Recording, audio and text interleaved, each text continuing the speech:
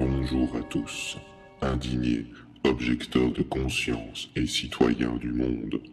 Nul ne peut nier la situation précaire dans laquelle nous nous trouvons.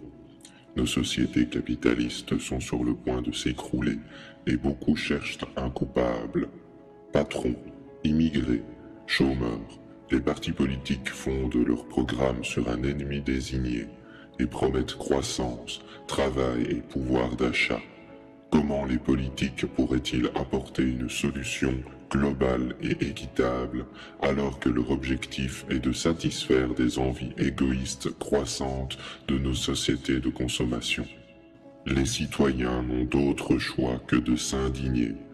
Mais manifester peut-il changer l'état d'esprit politique? Ont-ils seulement le pouvoir de changer? En réalité, le problème actuel est purement rationnel. Il s'agit de savoir comment faire vivre dignement 7 milliards d'êtres humains de manière équitable sur une planète dont les ressources sont limitées et où l'élite, l'industrie et les corporations n'ont aucun intérêt à changer ce monde. Des solutions existent, mais avant de les aborder, résumons la situation. Les ressources naturelles vont en diminuant, alors que les rythmes de consommation augmentent partout. Le mode de consommation occidental dépasse le seuil tolérable.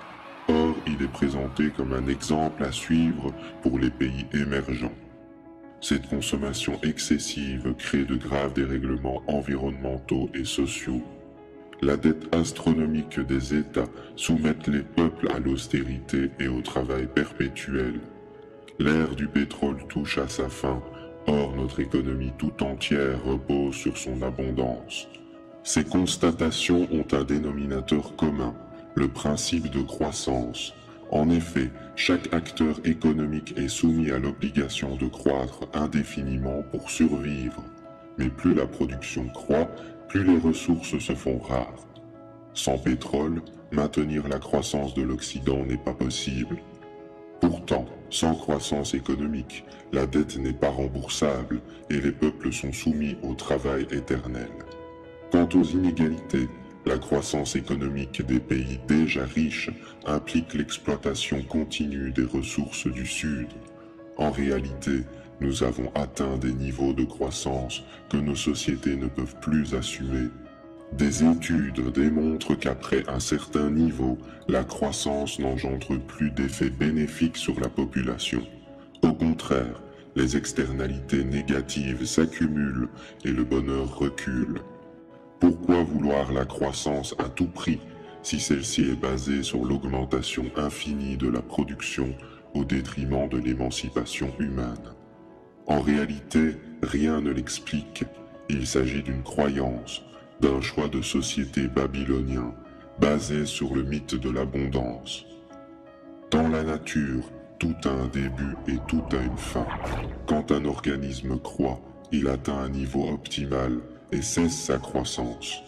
Nous vivons dans un système qui pense pouvoir agrandir ses richesses sans fin en niant les limites matérielles et humaines.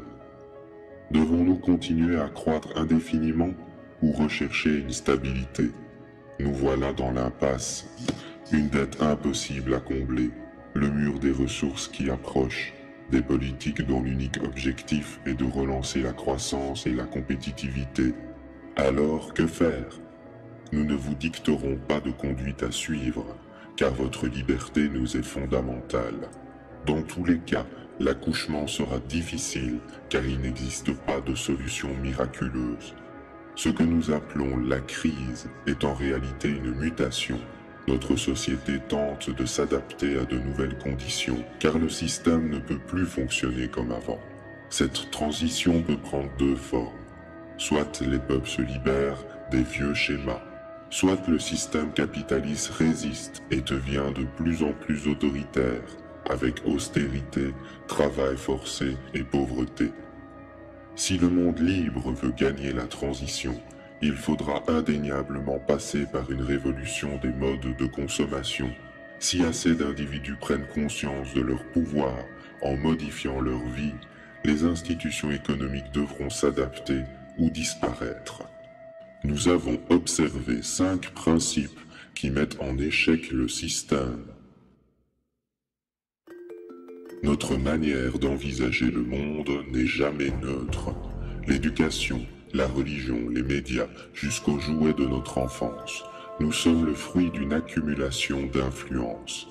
Dans la société productiviste, basée sur la consommation et la croissance, ces influences sont exacerbées.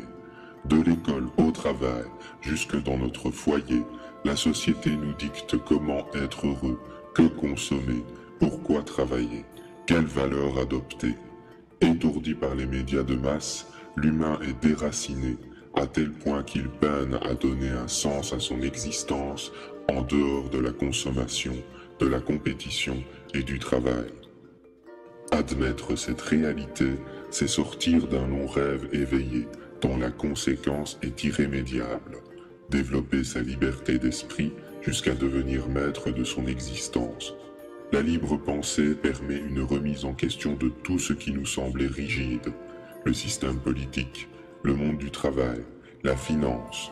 Ces choses sont la création d'hommes et doivent être critiquées. Nous prenons alors conscience de notre société qui n'est pas l'apanage de l'évolution. Nous appartenons à un monde où nos actes ont des conséquences sur les autres. De nombreuses questions apparaissent. Consommer me rend-il heureux? D'où proviennent mes envies? Acheter me rend-il libre ou esclave? Accumuler de l'argent est-il le but de mon existence? Les citoyens du monde n'ont jamais été aussi proches. De plus en plus conscients des enjeux environnementaux et sociaux, certains individus développent une responsabilité totale, c'est-à-dire le sentiment que leur responsabilité en ce monde dépasse les frontières de leur personne. Du choix du métier à l'alimentation, chaque acte quotidien devient un choix conscient dont les conséquences, même minimes, sont prises en considération. Sans cette conscience globale, le monde ne peut espérer évoluer favorablement.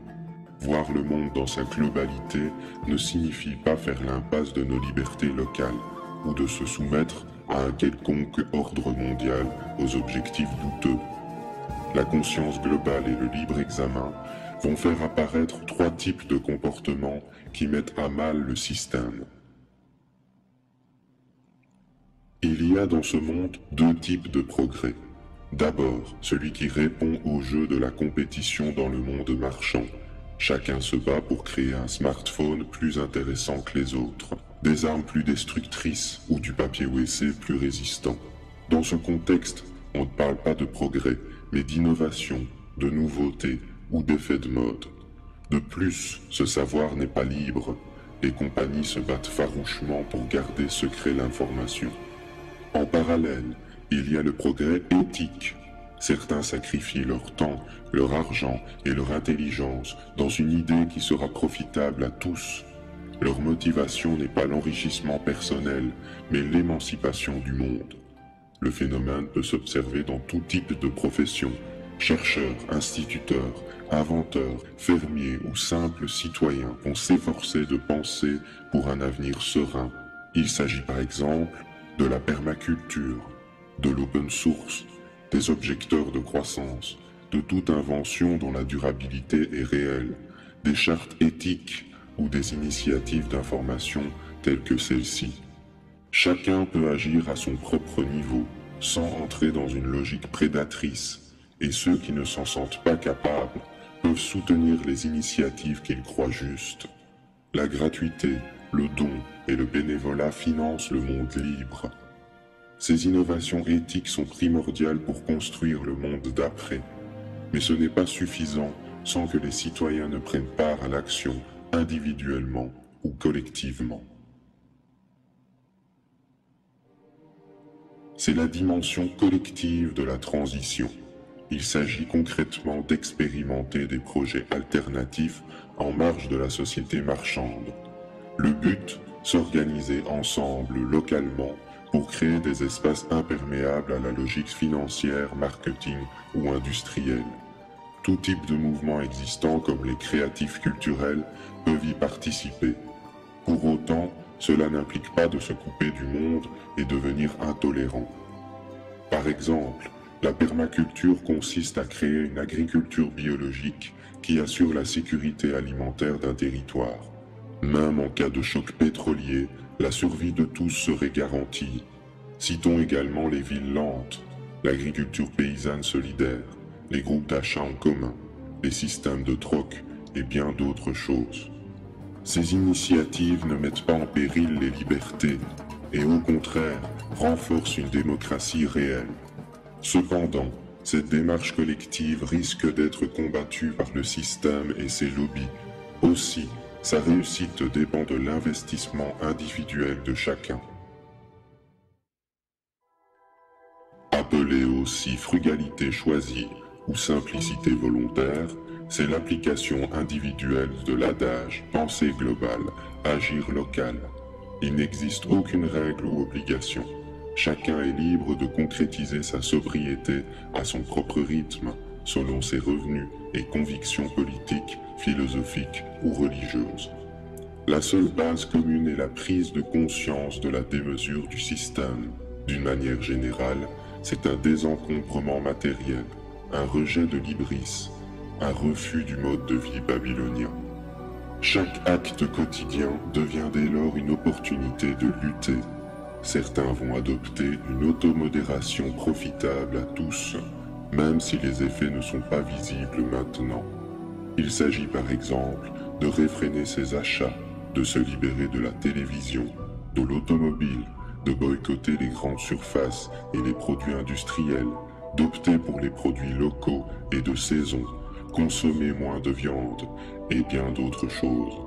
Ces individus vont généralement trouver le bonheur dans les choses simples. D'autres se créent un bouclier contre les désirs superficiels créés par la société de consommation. Ils apprennent à penser par eux-mêmes, à ralentir leur mode de vie, à s'octroyer du temps libre pour leur famille, leur conscience ou la nature. Mais simplicité ne rime pas avec facilité. Cela exige des efforts quotidiens et des sacrifices en termes de confort matériel, sans pour autant s'obliger à vivre dans la misère. Tous déclarent voir leur bonheur augmenter. Liberté, conscience, éthique, solidarité et sobriété. Ces 5 éléments teintés de tolérance peuvent être à la base d'une révolution culturelle non violente où la somme des comportements individuels et collectifs peut faire basculer la société vers un stade supérieur en déstabilisant les principes erronés de la croissance. Notre liberté est à ce prix pour un avenir serein. Merci.